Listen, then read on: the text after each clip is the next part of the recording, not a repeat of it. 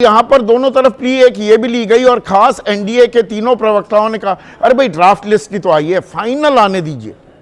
तो फाइनल में क्या 3.5 करोड़ वोट और बढ़ जाएंगे कि फाइनल का इंतजार कीजिए? संदीप, ये हर पोलिंग बूथ पे 200 वोटर कहां से आएंगे? ये की है इसका मतलब यह है कि जो ड्राफ्ट रिपोर्ट बनी है उसमें 20% नए वोटर जोड़ने हैं। तो भारतीय जनता पार्टी के लोग जो जोड़ेंगे वो समाजवादी पार्टी के समर्थक तो जोड़ेंगे नहीं, या कांग्रेस के समर्थक तो जोड़ेंगे नहीं। तो एक और बड़ा दिलचस्प सवाल आया है आशुतोष, एक सेकंड के लिए। रूपचंद सिंह हैं, कच्छ गुजरात वासी हैं, वो कह रहे हैं सबसे बड़ा सवाल तो यह है कि जो वोट कटे बीजेपी उन्हें अब घुसपैठिया क्यों नहीं बता रही कि इतने घुसपैठिए थे। ये तो घुसपैठियों पर चुन चुन कर बताएंगे, इनको कह रही है नहीं जुड़वाओ, ये तो गलत आदमी छूट गए, ये घुसपैठिए नहीं है। बड़ा दिलचस्प सवाल है। नहीं, बिल्कुल बिल्कुल, मैं जो रूपचंद जी उनकी बात से पूरी तरीके से सहमत हूं। मेरा प्रश्न इस बात को लेकर यह है कि क्या योगी आदित्यनाथ जी के पास इस बात की कोई जानकारी है कि हर पोलिंग बूथ पर 200 या 250 लोगों के नाम कटे हैं, और अगर कटे हैं तो ये कहां से पैदा करेंगे? नहीं, पर ये तो जानकारी थी योगी आदित्यनाथ को। 14 दिसंबर को ही उन्होंने कहा 4 करोड़ वोट कट गए। ये आंकड़ा 4 करोड़ का ही आ रहा है, 2,89,00,000 और 1 करोड़ 4 लाख अनमैप्ड। आंकड़ा 4 करोड़ आ रहा है, जानकारी तो पुख्ता थी अगर आप योगी आदित्यनाथ के पास।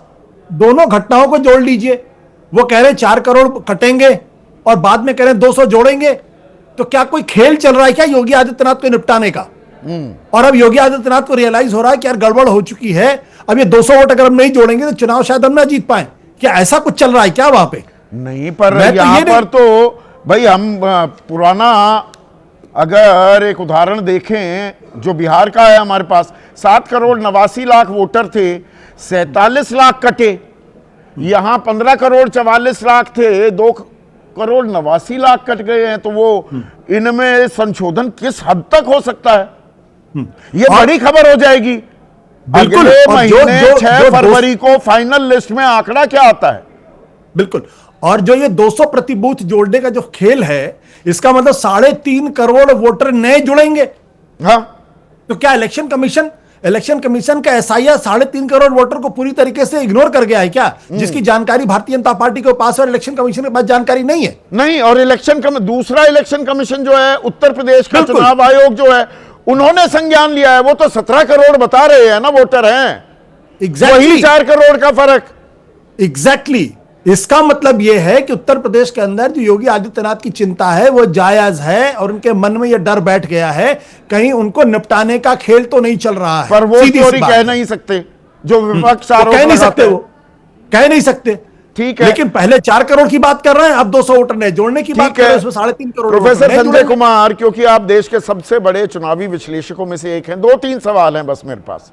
पहला, 2 संवैधानिक संस्थाएं, एक केंद्रीय चुनाव आयोग, एक यूपी का चुनाव आयोग, दोनों की मतदाता सूची में इतना बड़ा अंतर आ सकता है, आना चाहिए क्या? दोनों की मतदाता सूची में अंतर हो सकता है, लेकिन आपका सवाल है क्या इतना बड़ा अंतर? मुझे नहीं लगता कि इतना बड़ा अंतर किसी भी तरीके से आ सकता है।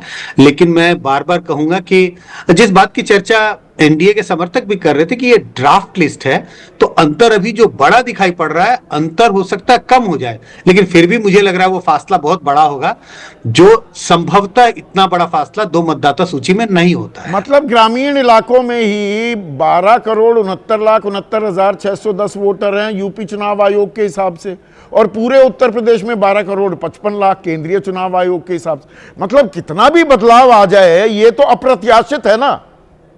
बिल्कुल, मैं आपकी बात से सहमत हूं, कितना भी बदलाव आ जाएगा तो, लेकिन फिर भी जो अंतर होगा वो बहुत बड़ा होगा, और जिस पर लोग प्रश्न चिन्ह उठाते रहेंगे कि भाई इतना बड़ा अंतर कैसे हो सकता है 2 अलग अलग मतदाता सूचियों में। अब उत्तर प्रदेश जनसंख्या के लिहाज से सबसे बड़ा राज्य है, तो वहां फिगर्स थोड़ी बड़ी होती हैं, पर 5 में से 1 वोटर फर्जी, 2 करोड़ 89 लाख लोगों के नाम कटने या वोटर में से घटने। योगेंद्र यादव आपके साथ सीएसडीएस में काम कर चुके हैं, वो कह रहे हैं दुनिया में ऐसा कहीं नहीं हुआ आज तक। मुझे दुनिया के अलग अलग देशों के उदाहरण तो नहीं पता, लेकिन वो कह रहे हैं तो निश्चित रूप से उन्होंने कुछ आंकड़े इकट्ठा किए होंगे। लेकिन जो शब्द का इस्तेमाल हो रहा है कि ये 5 में से 1 वोटर का नाम कटा, वो फर्जी, मुझे लगता है कि शायद फर्जी शब्द का इस्तेमाल शायद हम जल्दबाजी में कर रहे हैं, क्योंकि इनके नाम जो कटे हैं, ऐसा तो नहीं कहा जा रहा कि ये फर्जी वोटर थे इसी के लिए नाम कटे। इस वक्त बार बार इस बात का जिक्र हो रहा है कि ड्राफ्ट लिस्ट है, इनमें से कुछ लोगों के जो डॉक्यूमेंट्स है वो नहीं मैच हुए होंगे, हो सकता है डॉक्यूमेंट मैच नहीं हुए, इस कारण इस वक्त ड्राफ्ट रोल में उनका नाम नहीं ये है। शिकायत फर्जी है या तो- नहीं है? एक मिनट प्रोफेसर साहब, ये शिकायत तो बाकायदा समाजवादी पार्टी चुनाव आयोग से कर चुकी है कि 75 में से 18 जिले तो ऐसे हैं जहां पर कोई मैपिंग ही नहीं है, अनमैप्ड हैं वो। और ये बात नवदीप रेणुआ ने भी मान ली है कि 8% नाम यानी कि 1 करोड़ 4 लाख वोटर अनमैप्ड हैं इन 12 करोड़ 55 लाख में। ये और नीचे जा सकता है आंकड़ा। मैं ये कह रहा हूं कि जो अभी जो ड्राफ्ट रोल है और जितने नाम अभी कटे हुए दिखाई पड़ रहे हैं या घटे हुए हैं जिस हिसाब से, वो अलग अलग कारणों से होंगे। सिर्फ इनको एक ग्रुप में डालना कि ये सारे फर्जी वोटर थे इसी के लिए इनका नाम कटा, मुझे लगता है कि हम शायद इस चलिए आपकी नहीं, आपकी आपत्ति बिल्कुल वाजिब है।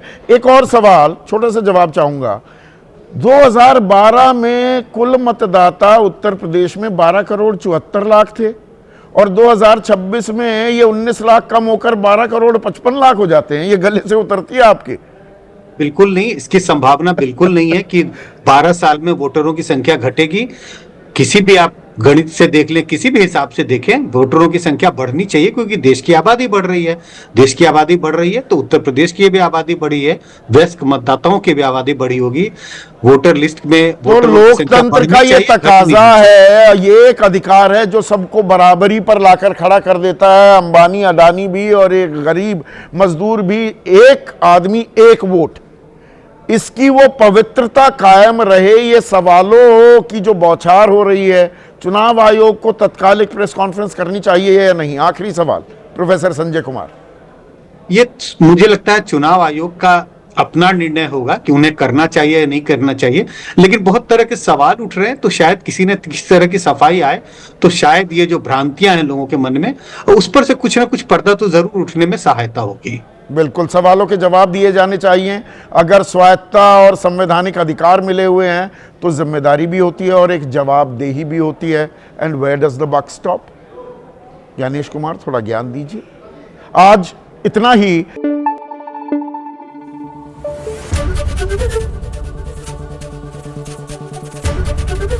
एबीपी न्यूज आपको रखे आगे।